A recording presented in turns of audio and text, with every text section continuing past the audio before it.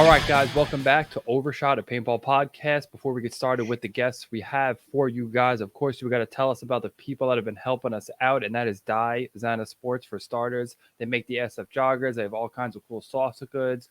New teams are signing with them every day. It's kind of hard for me to keep track, but like Patty Gleason has his stuff. Seattle Thunder does all like their t-shirts and stuff through them. So if you want to go there, check them out, pick something up. The website is designersports.com. And the code is Overshot. The link is below. We have it in description as well. And that'll get you 10% off anything, the whole order, whether you get 1, 2, 3, 4, 5, whatever, you'll get 10% off. The other company that does a great job helping us out is Volcano. They make awesome gear bags. I mean, again, I've been saying it all winter long up here. It has been snowing like a motherfucker. And you don't want to be wheeling your wheeler bag through the snow, getting the wheels all gummed up with snow. Volcano has got you covered, man. They have the best backpack around. It's not too big, so it doesn't feel like you're lugging a rucksack on, but you're still big enough to fit all your gear. I got one. I know Waldo's got one. And they're just great bags, man. And their website is volcanousa.com. And the code there, again, is Overshot10, and you'll get 10% off your order. They also have cool shirts, too. They're always sending us new stuff. But the number one way to help out the podcast is if you want is, of course, we have Patreon. We have different levels of membership that give you all different kinds of things, whether it's discount off our merch and other things. So definitely go help us out. And now that I'm done with that, I can't wait to talk to our guest, a guy I've known for a little bit now. I personally have a gun that I got from him, which I love to shoot all the time. Greg Lund, NFG Customs. Welcome to the show, man. Thanks for joining us. Yeah, thanks for having me. I appreciate being here. Awesome, dude. I can't wait to learn more about you because I'm sure I'm going to learn new stuff. But the way we always start this out is, how did paintball find you? And I'm really curious to know what hooked you. So what about it? You were like, yo, this is my jam. This is the bee's knees. So it oh man, this goes back quite a long time. I remember I was 10 years old, and my parents, they had a shop in a farmer's market, flea market kind of thing. Mm-hmm. And out front they had one of those big I don't know, like a kiosk or something that has like all the cards for local attractions and stuff. Right. And my brother and I, we were running around, and we were ended up in the lobby where they had that kiosk thing, and I saw a brochure for skirmish, and it had the dude in the Rhodesian camo with the pump gun and the mask on, and I was like, oh man, that looks so cool. And yeah, except you had to be 14 to play, so I had to wait 4 years until I got to go and play. And then you actually waited. You didn't even try to skirt around it by saying you were 14 or anything like that. You legit waited 4 years, man. Holy yeah, I just had to wait. Yeah, I mean, you're 10, you don't have any money anyway, so.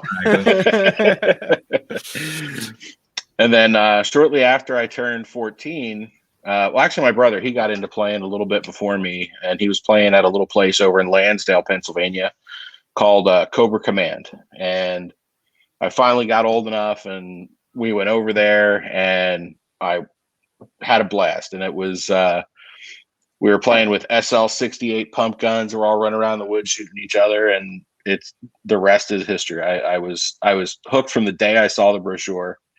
Because growing up, we always played Army and shot each other with BB guns and all kinds of crazy shit. So, yeah. Now you could just see the dude that you're shooting at. You're like, oh, I hit you. Yeah, exactly. But yeah, awesome. It was fun. Awesome. So, and then what kind of route did you take? Did you play mainly recreation and scenario, or did you try and maybe check out the tournament scene at that time? At that time, I didn't even know that there really was tournaments. Basically, I played at the local field at Cobra Command. I played there, and I was trying to get there every weekend. If I wasn't playing, I was refereeing, and they used to do this thing where if you refereed, you got free entry the next time. So I would ref one weekend, and I would play the next weekend. Right. And I did that for quite a few years. And one year for Christmas, my mom got me an autococker for Christmas, and it was I think it was like a 1993, brand new, came in the box, and the damn thing didn't work, so I had to figure out how to get it to work and, buy all the extra stuff for it. Cause it's not like back in those days, like you didn't get the rag and all the other fancy stuff with it. It was a gun. That was it. Right. Yeah, that kind of started my obsession with autocockers. Yeah, it was funny. I was going to ask you about that. So it's nice you kind of brought that up. That was like, I was going to say, what was the first autococker you ever got? Because, like I know you a little bit. For our listeners that really don't, like, you're kind of like the autococker guy, man. Like I said, I have one of your autocockers. Normally, if mine's not working, I send it to you. Like, you're just the guy. Well, thank you. Yeah, I still remember the first time I saw one. We were, I had a Stingray, and I got to tell you, I shot a lot of people with that thing. It really wasn't a bad gun for the time. You had pro ball. I mean, you could hit that stuff with a softball bat and it wouldn't break. Yeah. And I was still pretty young. I guess I was probably maybe 15 at that time. And I remember I was standing in line waiting to chrono, and this dude, like, he had this, this black gun. It looked really cool. It had a short barrel, and it was like, ka-chung, ka-chung, ka-chung. And I'm like, yeah, I need to get one of those. Right? That thing sounds sick. Yeah. And I went to the store, and I'm like, Norm. And that was the guy who owned the store. I'm like, Norm. I'm like, I saw this dude, and he had this gun, and it looked like this. And he was like, oh, you want an autococker? Yeah, here. That's too funny. So what kind did she get you? I know you know all that kind of stuff. It was a bone stock 93 Gawker. Just a bone stock one. No frills, no reg, no nothing. The first time I took it out to play, I had a CO2 tank screwed in the vertical feed. So old school. That's crazy. So, like, when did you start traveling to play? Because I definitely know for sure you're a big scenario guy. Waldo and I always love going to scenarios. So when did you start, like, venturing out and traveling to other fields? The first time I really started traveling out to other fields, so I played in a tournament at Cobra Command. And it was like this, knock around bunch of local guys, but it kind of flipped this switch, and, going out and playing rec ball, just didn't do it anymore after that tournament. Right. So we went up, I played, there was a tournament event, or there was a tournament at Global, and this was before the GPL, before everything was big. And it was another kind of, small knock around local tournament. Right. I played that, and then it was, on to the next event and on to the next event. And then, my brother and I, we put a little team together called the Pork Bandits, and we were proudly sponsored by Hatfield Quality Meats.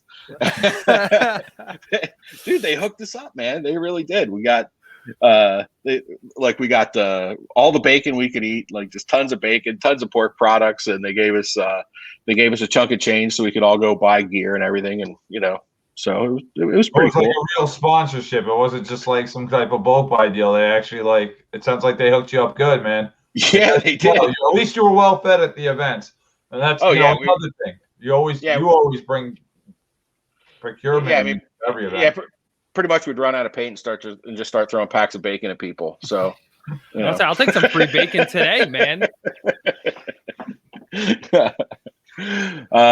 So I did that a few years, and that just really kind of kicked off the tournaments, and that I got more and more serious, and I ended up I played with a bunch of local teams. I played with guys like Terminal Velocity, the Tri-State Twisters, Turbulence.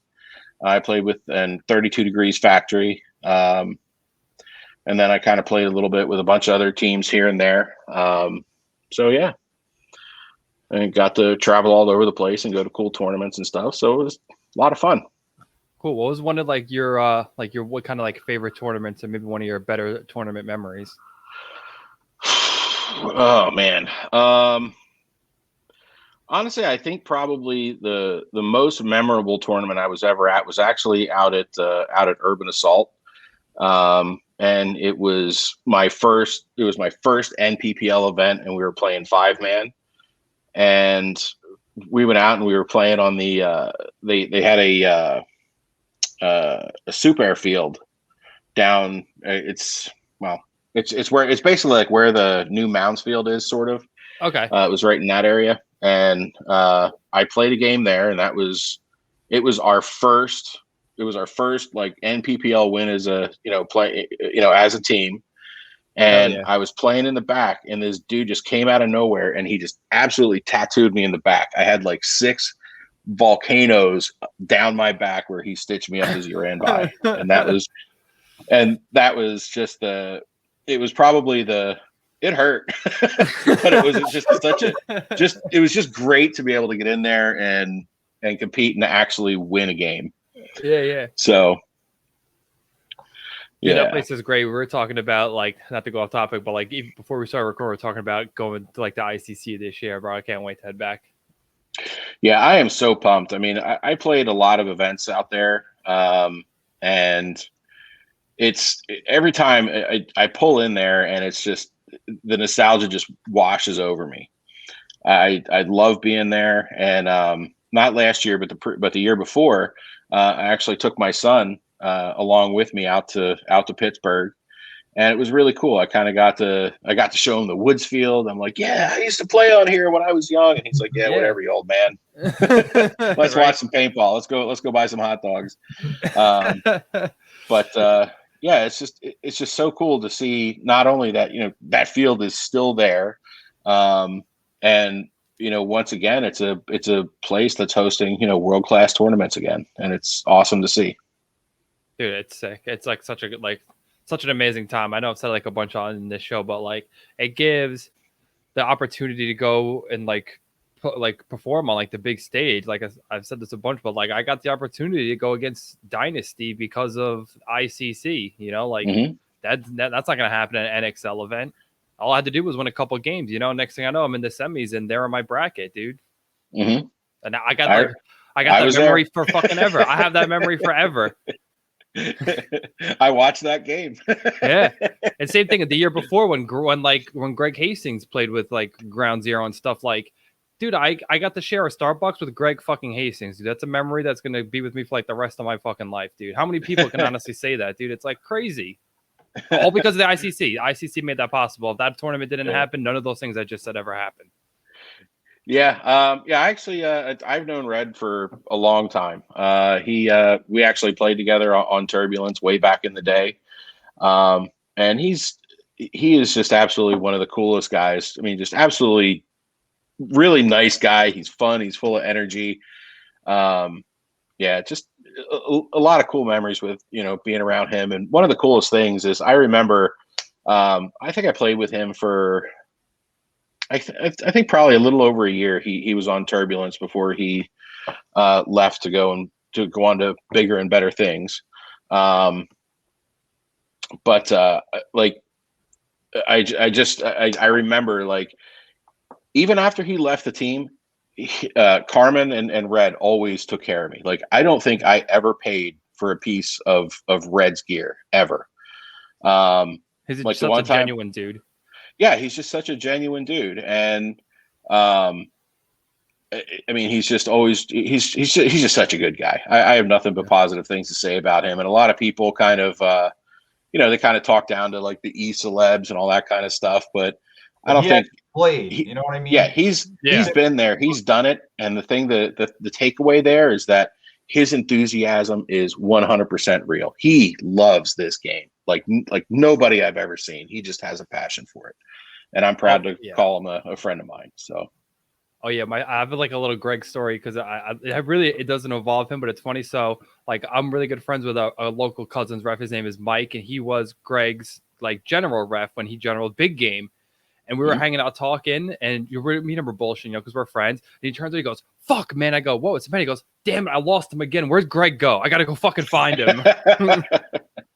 Because he's supposed to be with him all the time. Yep.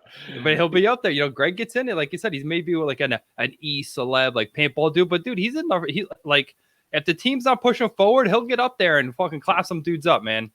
Yeah. I'll tell you what, probably the biggest thrill that I've had over the past couple of years was actually seeing him come back and play competitively at ICC. I guess it was last year with he was playing with Will Rocks and Steve and that whole crew, and it was just it was just awesome to see those guys back together and playing again. It's just really awesome. Dude, yeah, no, the camp is definitely sick. But enough about our camp. Like, so, like, what kind of happened for you next after like turbulence and everything? Like, what kind of slowed down your kind of, I guess, tournament career? So, so after turbulence, so turbulence kind of went south, and then we, so Bergie, or Will Bergalt now. I forgot it's Will now. Yeah, Bergie. His first name is John. But Will, whatever. Yeah. Yeah, we know who we're talking about. It's Bergie. Yeah. Bergie from First time I had to PayPal him, I was like, dude, am I sending the money to the right person? Dude, who the fuck is this guy? He's the only guy I know who still has the same email from like 1996. So God bless him. I wish I could remember that password from that long ago.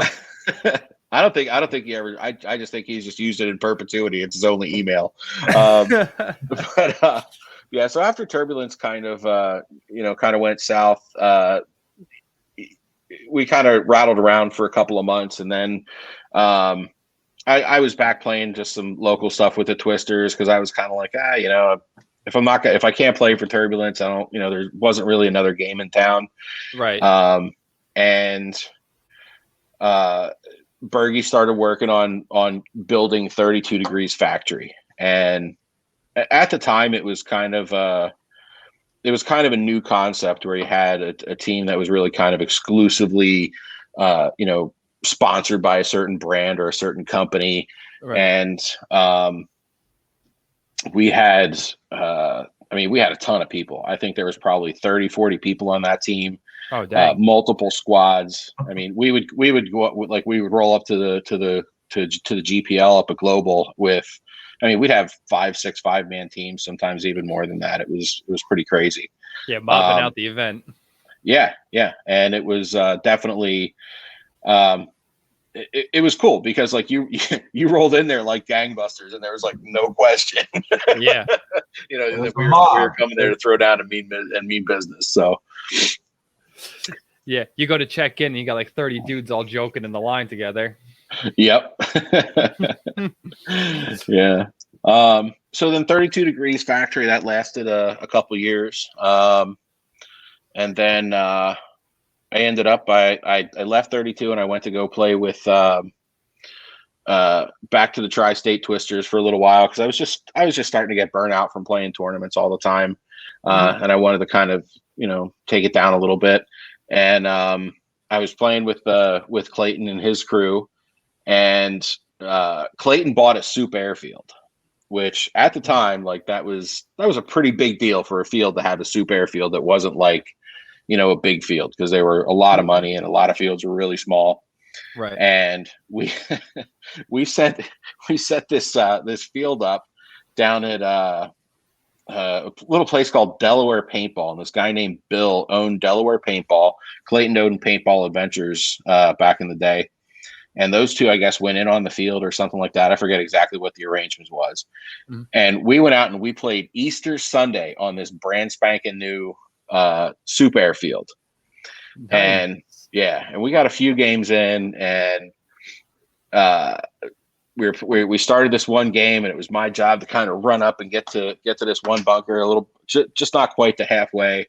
And I get up there, and there's paint coming in on me, so I like dive down and I started sliding in on my knees, and I caught there was like a divot with a rock in it, and I smashed my knee on that, and it fucked me all up. Yeah, because I was not wearing my Reds knee pads, and I should have been. Did you always got to wear knee pads, dude? Yep. Yeah, I actually didn't wear knee pads quite a lot back then, and I'm paying for it now. But you live and you'll learn. I watched Mr. U fuck his knee up at a big game at West Point, not wearing knee pads. Oof. Like dove in somewhere. It's a dangerous field, dude. That's a dangerous field. I'm gonna say you played that field where it's like, like ruins and stuff like that, and he just like dove in like it was an airball field, and then we're like back at camp chilling, whatever, and he takes those pants off, got softballs on his knee. I was like, oh fuck, dude. Man. Damn. Yeah, knee pads always in the bag. Got it. Pro tip. Always wear them. Take them out of the bag, dude. Take them out of the bag and wear them. I tell all these kids now, dude. I do knee pad checks. I just start kicking shins and. Yeah. I learned my lesson after that. So I tried to play the rest of that season after I hurt myself, and I could play. I couldn't play the way that I liked, and then I just I stepped away for a couple of years. Yeah, there's other things, going on in life. I was, getting married, had a serious job. Yeah. So I didn't really have as much time to commit to it as I would have liked, and I went away for a few years and I came back. Paintball break. Yep, exactly. Time. Exactly.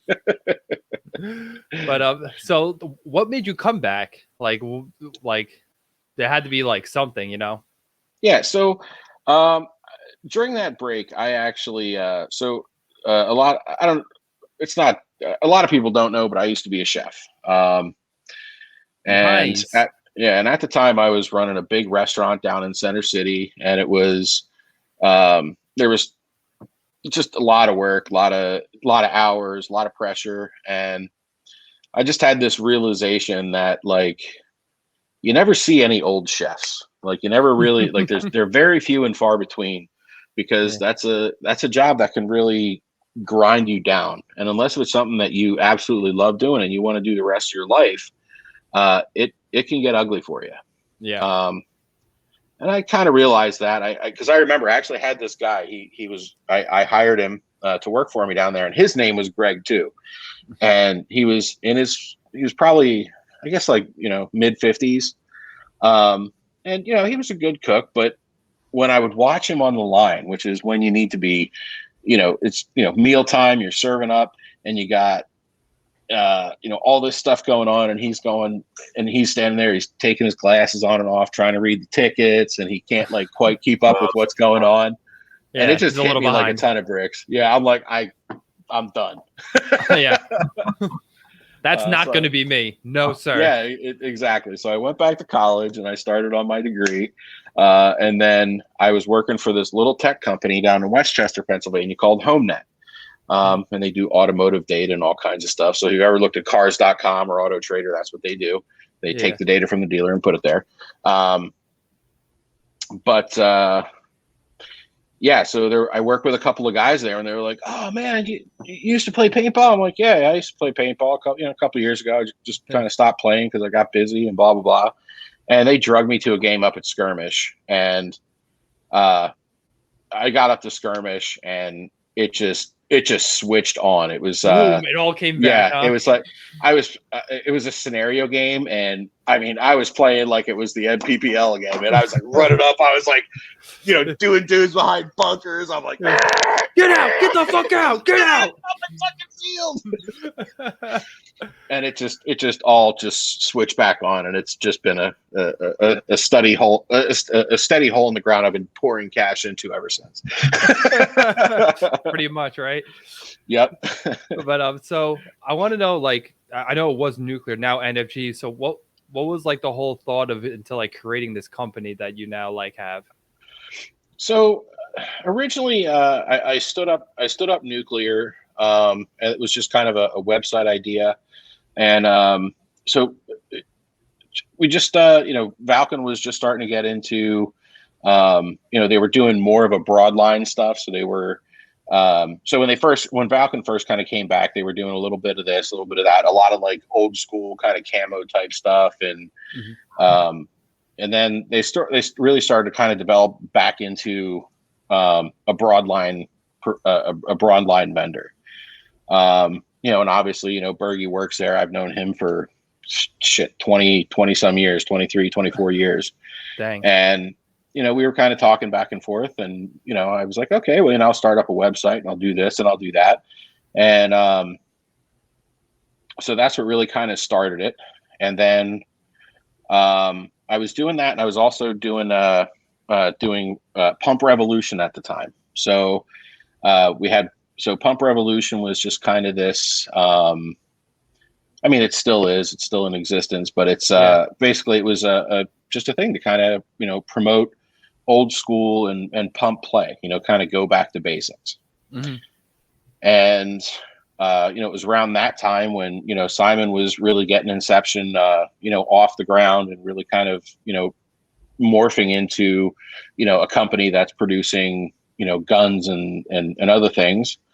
And from there, Greg Smith and I, so Greg Smith is, he's my partner in NFG, and he and I, we were fast friends. I bought a free flow autococker off of him, and it's been years since he's still trying to get it back from me, but it's getting buried with me. Shouldn't have let it go, man. You shouldn't have let it go. That's what I told him. Because it's honestly like one of my all-time favorite guns. I'm so happy that I own it. But anyway, so Greg and I, we did a couple of deals here and there over the years, just to kind of, we found out that there's the company in China that made the free flow bodies back in the day, toward like the last couple of years of free flow. They had a bunch of new old stock sitting there, so we went over and we bought everything they had left, and then we sold those bodies, and it just kind of got us thinking that we make a good team, and we both love playing around with autocockers and doing all this stuff, and let's start a company. Yeah. And that coincided with Simon's release of the Hornet.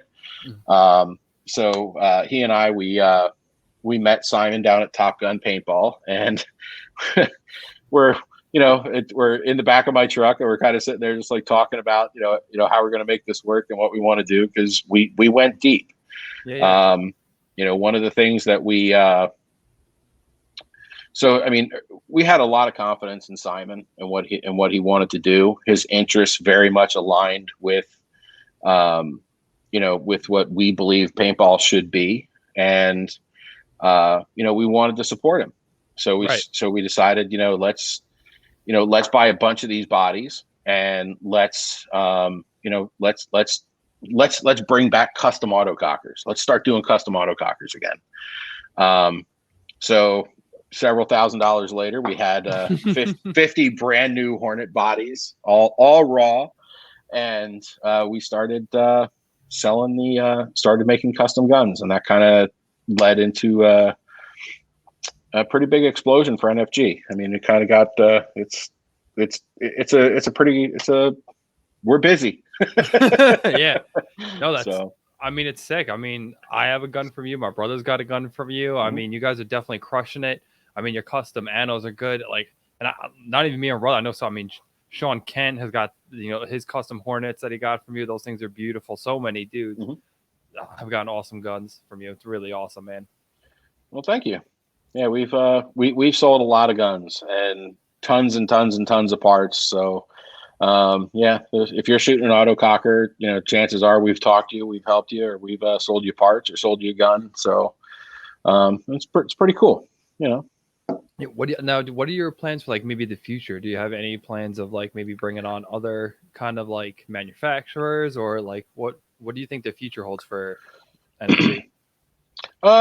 So for NFG, I mean, the reality is Greg has a day job, I have a day job, and the one thing that is important is that NFG it's a passion project. It's something that we do because we love it, and we see an opportunity to be able to help the sport. Mm-hmm.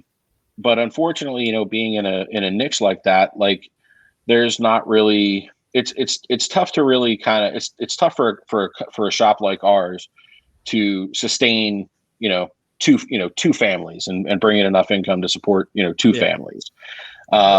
So I think, for the most part, we want to do it because, we love doing it. We invest our time doing it.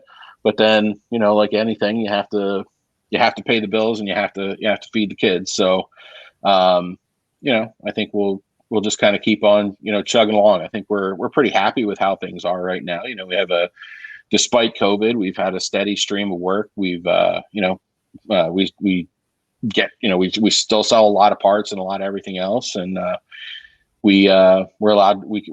we're able to be active in the scene. And I think that's, really what's driving us. Yeah. Lucky for us, most paintballers are blue collar, so we're still making money. Yep, exactly. So what you got any like are you going to be like going out to any games this year? Like are you kind of keeping it low key? Like what are your kind of plans? To be perfectly honest, last year we had every intent of going to ICC. We had every intent of going to Ion. We had every intent of going to Fold the Gap. We were, locked and loaded to go to all the big games that we normally go to. So Super Game at Super Game, the Mid Atlantic Classic, we were going to hit all of them. And we pretty much rode it out up until the point where, those games were being canceled. So it was, if we don't have that, well, at least we got ICC around the corner. ICC's not going. At least we got this around the corner. So, yeah. Yeah. How ICC went down last year, really, that was a heartbreaker in multiple ways. It's just, I couldn't think of a worse way for an event to be canceled. But it was like the one guiding light. Like we're all looking forward, like, it doesn't matter because ICC is happening, so it's okay. Everything is okay. And then that one, it was like, everything's not okay, dude. Okay. I mean, it was, that was losing, losing Tim and losing ICC. To be honest, I think a lot of us kind of felt lost there for a little bit. We weren't really sure what's going on without that flagship event. Mm-hmm. The ICPL, it's great that that they're doing that, but that's 2 events a year. It's not enough to really sustain the mechanical movement. And with all the other things going on, things started looking bleaker, in August and September last year. I'm not going to lie. It was like,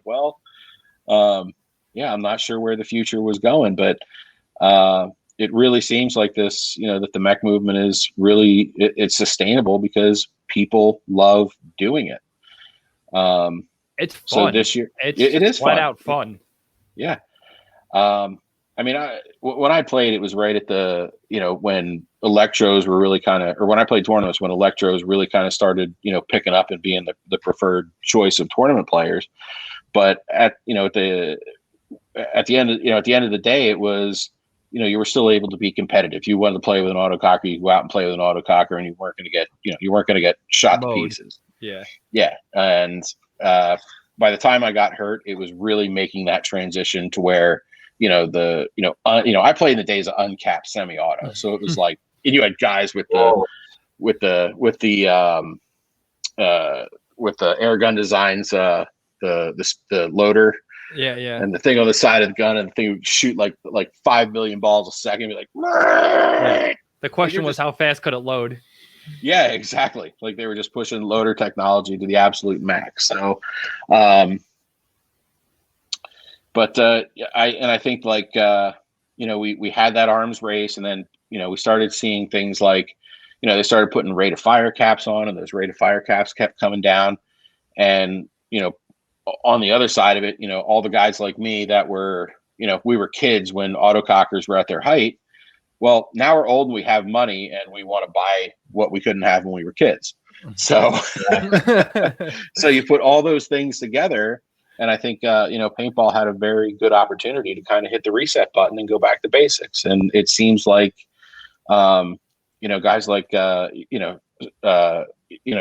Spencer and, obviously Simon and Tim, everybody kind of saw this, and they didn't push the reset button. They smashed it. They absolutely crushed it. And, we're in a period of growth for paintball where we're getting a lot of old people back and there's new players coming in. So I think this could be a start of something good for the industry and the sport. No, I mean, I really think so. 'Cause you're right. It's, like as much as like, X ball is like the future and stuff, but it's very inclusive. Like you have to be, if you're not athletic, you're going to get blown out. Like you're going to get exposed on the X ball field, but like 10 man, really, like everybody could play, like everybody could have a role. You don't got to be blinding fast or this, that, or the other thing. So I think that's what I like about it.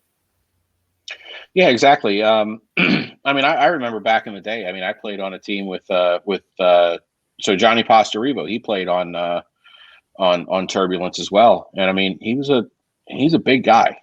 There's no doubt about it. Yeah, but I'll tell you what, if you were in front of Johnny, you knew there wasn't anybody coming to get you over the top. I mean, that guy was, he was a good back player. And I think it's really kind of cool that they, that 10 man is really making this comeback, and, guys like, me and all the other old farts out on there that weigh a bunch more than we did when when we were 20. We can get out and play, and we can be competitive. We can still kick some ass. So no, fuck yeah. No, not to call him out, and I hope he doesn't get mad at me, but like, dude, like, I love when I get to play with Steve Casano, dude. Like, I know when that dude gun is the same way that I am, like, I am fucking safe. Yeah, Steve's a beast. Yeah, like, so good. And he's so loud. Like, doesn't matter how far I am, you can hear him talk, man. Yeah, I love Steve to death. He's probably one of my favorite people that I've met in paintball. Very good friend of mine. I'm gonna say top 5 human in my book. Top 5 human. Absolutely. He's such a great guy. Absolutely, such a great guy. Yeah. Yeah, awesome. Yeah. So you kind of talked about NFG, but like personally, just to go out and play, like what are some games you're looking forward to getting out and like getting those legs and maybe getting the Autococker finger going? Like I know Bones and Ashes is coming up not too long. So my big plans for the next month, I want to be at Dark Ops on the 21st at Cousins. Let's go. Yeah, it's one of my favorite events of the year because it's that game when the season's back on. And I feel like, if we go to Dark Ops, everything's going to be okay. And I really had that feeling when it happened back in the fall. Yeah. And then, now that it's happening again in the spring, it's the first time in 12 months that I'm like, okay, I think we're going to be fine. But I'm really looking forward to getting out there and seeing everybody come out of hibernation, and shoot them. So I got a whole stable of guns I need to go out and try out. So I'm excited to get out and play. Hell yeah, no, for sure, dude. I would have to say I'll probably be there. Like I normally don't miss too many of them. Cool. Well, hopefully I'll see you there. Yeah, I can't be letting Hurt capture people's bases anymore. Did you see that on Facebook? No. What did he do? No, just normal Herc stuff. I don't understand. Like I every day when we go out before the game starts, I go, look, you see this man? His name is Hercules. You shoot this man. I don't care if you can't see his armband. You shoot this man. Yep. I don't care if it looks like he's a ref. Shoot this man. Yeah, exactly. If he's on your team, if he's not on your team, just shoot Herc. That is the most important thing to do. Yeah, because he posted a video at the last big game. And he's like, what's up, guys? I'm in the enemy base. I'm just kind of walked here. They say if I touch the base, the game ends. So game over. And I'm like, who let him do this? Stop letting him do this. Because you didn't show up, bro. You should have showed up. That's what I said. Yeah, that's what's funny. That's what I said to my brother. I go, dude, how did you let that happen? He goes, bro, I don't know. All I know is their team was into the fucking dead box the whole time. Like, I don't know how he got through. Yeah, he's crafty. He's crafty. But I'll tell you what, if you want to talk about, pound for pound for a guy who can put on a really cool kind of small scenario game, that you can't beat one of Herc's games. I used to play when as part of Pump Revolution, we used to go and play Third Entity at a lot of his cell team games, and the amount of care and precision that he really kind of put into the planning those games out is just mind-boggling. He's always looking for new ways to do things and more ways to make it more exciting and engaging. And I mean, as a promoter, his events are always good. So. No, super interesting. Like I refed one a couple. I don't even know time. You should have. We were gonna play, but I ended up reffing it. It was a couple months ago. But he was like, I don't want you guys to know any of the rules. Like your job is to tell them if they're hit or not. If a player asks you like a question, don't tell him nothing. You can tell him he's clean and he's a live player. That's all I want him to, like. They are very like I like what he's doing. Yeah, he definitely. He's definitely put a pretty interesting spin on it because I mean his games they're complex. Yeah, dudes with key cards and all kinds of crazy shit, man. Technology. Oh yeah. Well, yeah, technology driven, and also I mean just like how he kind of intertwines things like the use of cash and all this other stuff. Where it's, I mean, I think a lot of scenarios it's they kind of throw them together and they say, well, here's something for the LARPers, right? Right. Whereas with Herc, it's like with Herc's games, you have to be aware of what's going on. You just can't go and be a killer. You still have to be aware of what's going on in the scenario. Right. or you're going to screw something up. So yeah, I really love his games. He really does a great job. So no, he does a great job. And now comes the time, I'm sure, the question you've been dying me to answer. So what is the number one problem you see with autocockers for our listeners? Because I'm sure a lot of them are young like me who don't know shit about autocockers, and they're probably gonna break it or fuck it up soon. So what's like when you get a gun in, what's like the most common problem you see like all the time?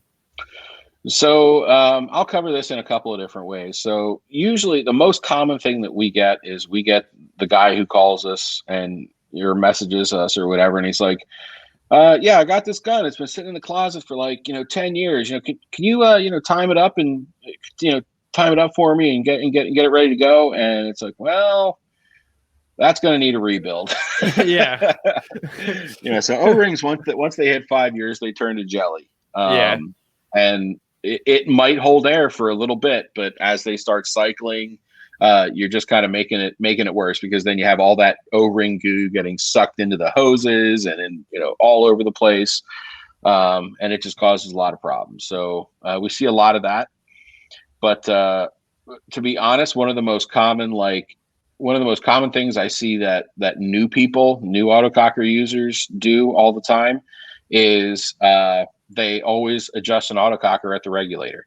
So they're used to Planet Eclipse and Lux and all those guns, and they get their Allen keys and they're at the chrono, and the first thing they do is they go, oh, yeah, and they crank it one way, and that's it. Yeah. They have no idea how to sweet spot. It's either shooting 400 or it's not shooting at all. So yeah, I was like that in the beginning. I'm not gonna lie, I was like that in the beginning. Yep. Yeah, everybody was. That's why it's funny. It's like I have a pretty nice like Ripper too, but it's got like the old like IVG, and the Meteor I got from you has got the new one, so I don't have to take the fucking pin out to adjust the velocity back there. So I use yours all the time because that shit's annoying as fuck. Well, you just got to send that Ripper in so I can get it dolled up for you. That's all. Okay, that's an easy fix. Expected. Incoming. Sweet, yeah, definitely. And so what are some of the prides of your fleet for your collection? Because I know, like, I don't know if your collection is quite as vast as Steve's, but I'm sure you've got some like guns you've got to be really proud of. Yeah, I actually have. I was actually just talking with my buddy George earlier about it. The past couple of years, I've gotten a pretty. It's not a huge collection, but it's pretty sweet. So obviously, with my relationship with Simon, I get to hook up on a lot of cool guns. So, my favorite one is I have it's the Retro Ripper #2. It's the green acid that he used, or that they used to release it at Fulda Gap a couple years ago. And so I got that one, and that is like far and away my all-time favorite shooter. I love that gun. And it's awesome. And then a few years after that, or not a few years, I think it's probably about a year and a half.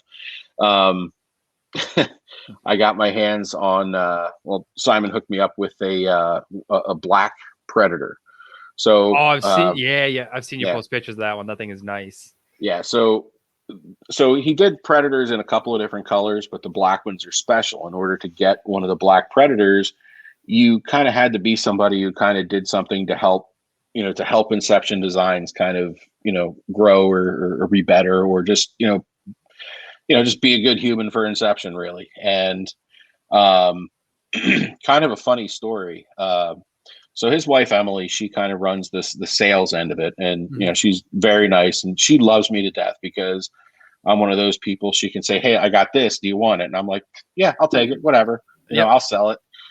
And so she called me up the one day. She's like, yeah, I got a black Ripper here. Do you want it? And I'm like, yeah, I'll take it. Send it, or a black Predator. Send it on over. I'll take care of it. No problem. So I get this thing. I'm like, oh, wow, this is really cool. I take pictures of it and everything because, I'm thinking, oh, I should sell it because, it came from Emily. I should sell it. Right. And I get it posted up, and I'm driving to Costco with my kids, and Simon calls me. He's like, what are you doing? And I'm like, what do you mean, what am I doing? He's like, you're selling the Predator. I'm like, yeah, I thought I was supposed to sell the Predator. He's like, no, that's for you, dude. Yeah, That's my job. Yeah, he's like, that's for you. I'm like, oh, okay. And I had like a stack of dudes, like everybody wanted it. And I'm like, nope, sorry, I'm keeping this. I'm like, because I didn't know what I had, Yeah, that's too funny, man. That's too funny. Yeah. So, but yeah, so I have that, and I have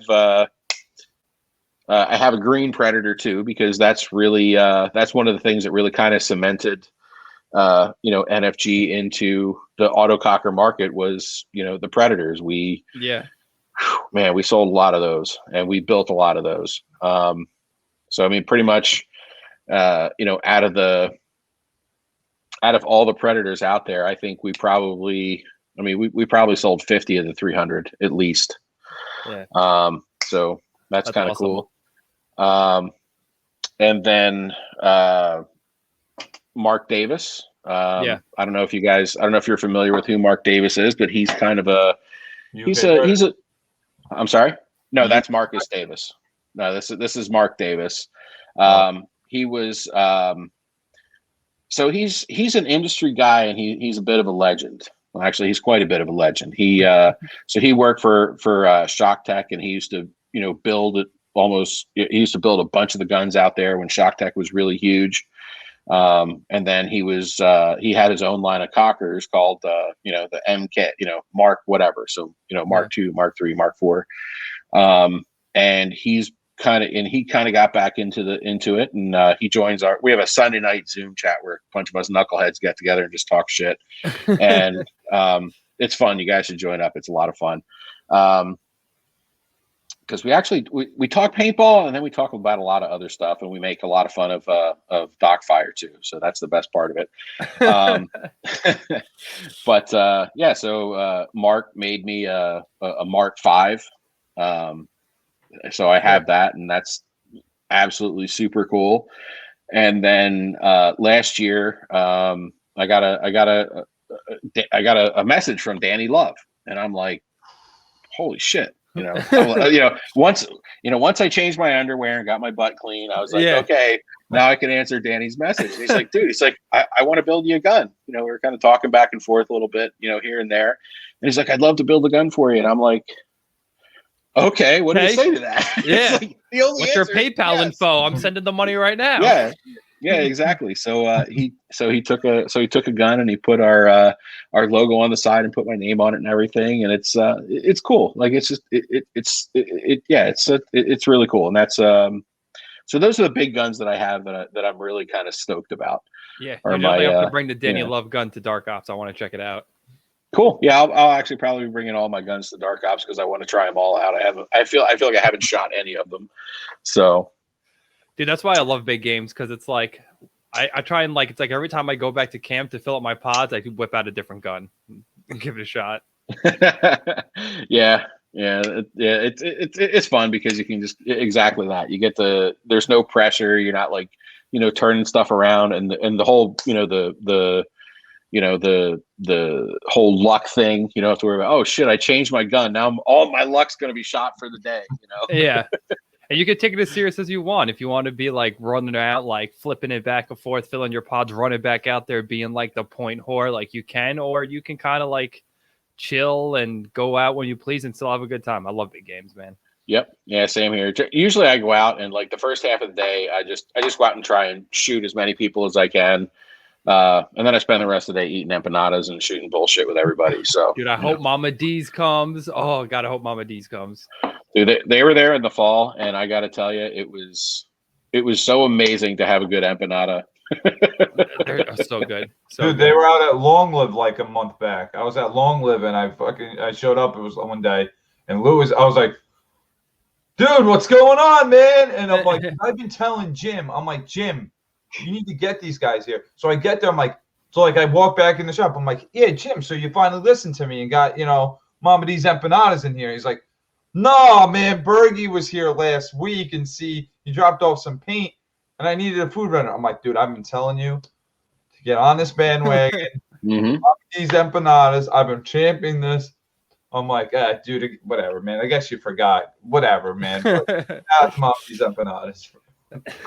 Yeah, I was out at Lou's house a couple years ago for a party, and Dee was in the kitchen making empanadas for everybody, and I actually got to help her make a couple of empanadas. So she taught me how to make empanadas, and yeah, they're Killer, dude. They're killer.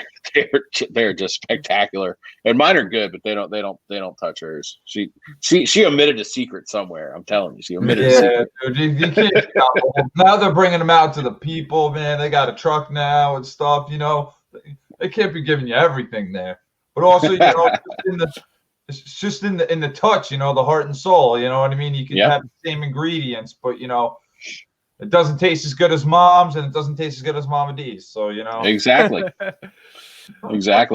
Yeah, I took my kid down there pre-COVID. It was, I guess, 2 years ago, and I'm like, "Do you want to get an empanada?" And he's like, yeah, I don't know. I'm like, "I'll tell you what, we'll get a couple empanadas, and you can eat one, and then you at least had something in your stomach for lunch."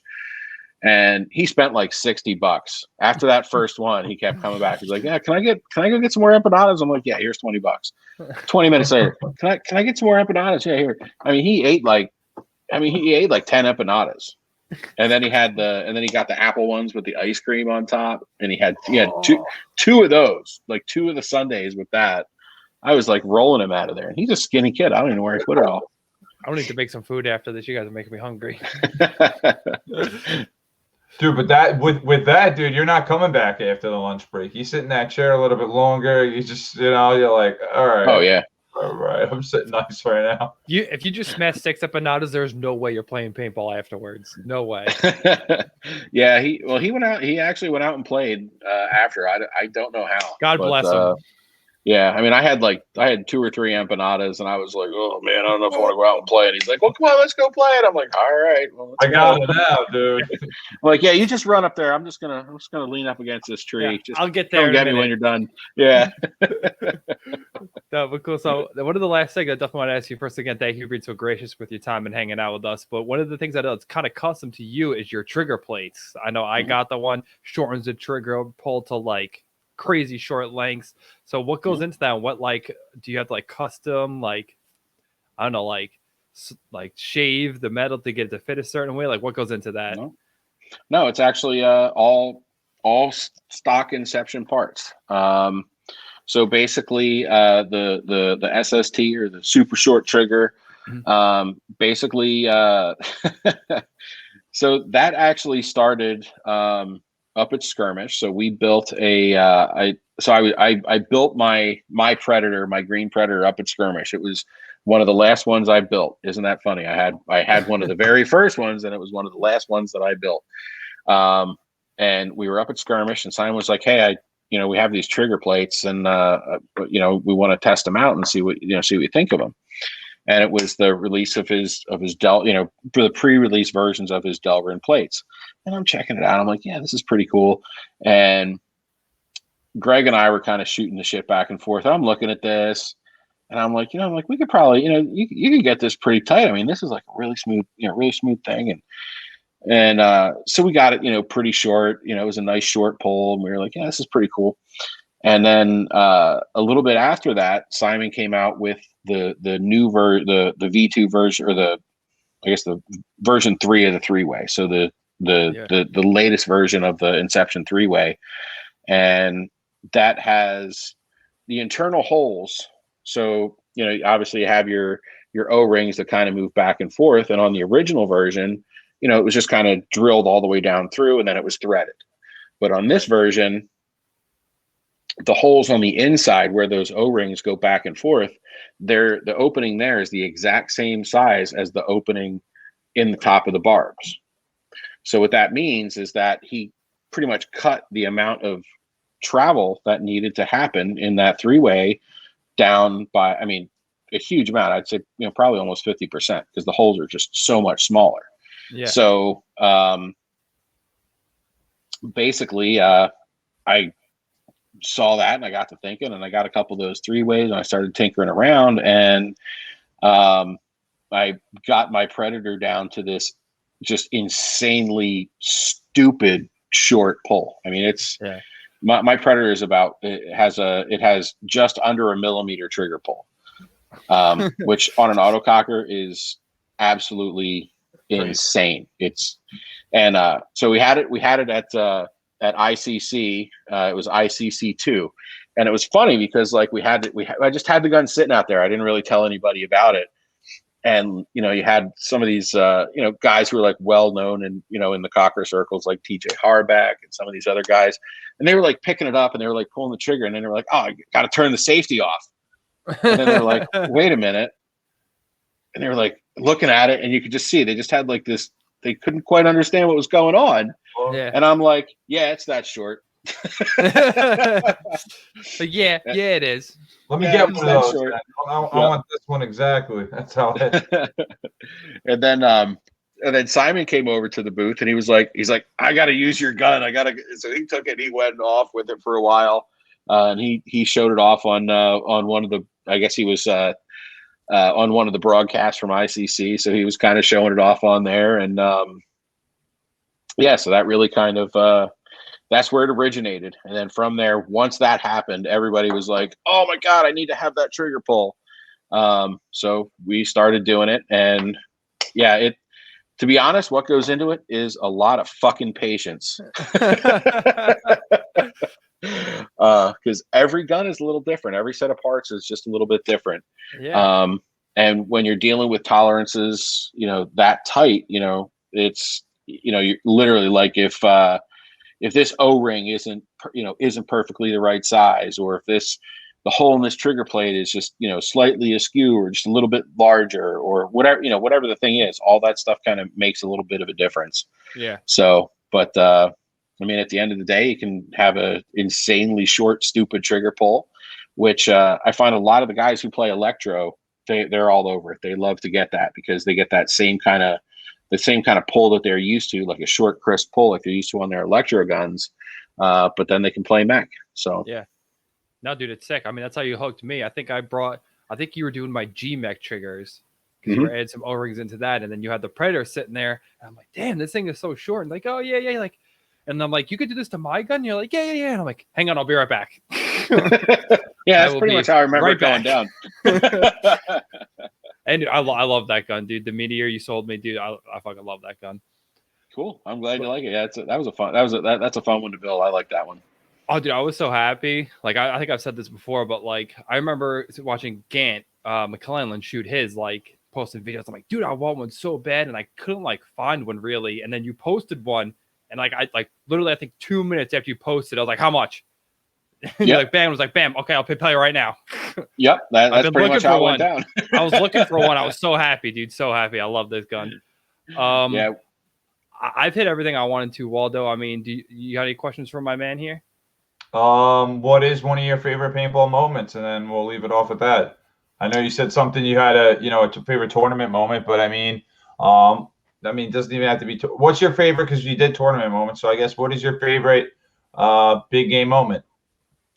So actually, I got to tell you, I think probably one of my favorite paintball moments is I'm gonna reach back to before my tournament days, and I went to every year. My brother and I we would go up with a bunch of friends up to skirmish to their. They used to have a Wayne Dolac scenario game it's actually the same weekend as Ion, and every year we did that for probably 5-6 years, something like that. We did it every year, and that was like those games. So it's really not really a moment, but it's really kind of a time. But those times, getting to go out and play with my big brother and have fun and just get out there and just to have fun, just for the sake of having fun and be stupid and kind of like we were kids again. I think that's probably some of the best memories I have of paintball is playing with my brother. So. Yeah, dude, I say it all the time, and I'm sure people say, but one of the best things I love about paintball is like I get to play with my brother, and we get to storm the battlefield like fucking heroes every once in a while. Yep. Man, Greg, thank you for joining me, man. I've been looking forward to getting to talk to you and talk about NFG and kind of learn how that whole thing cultivated.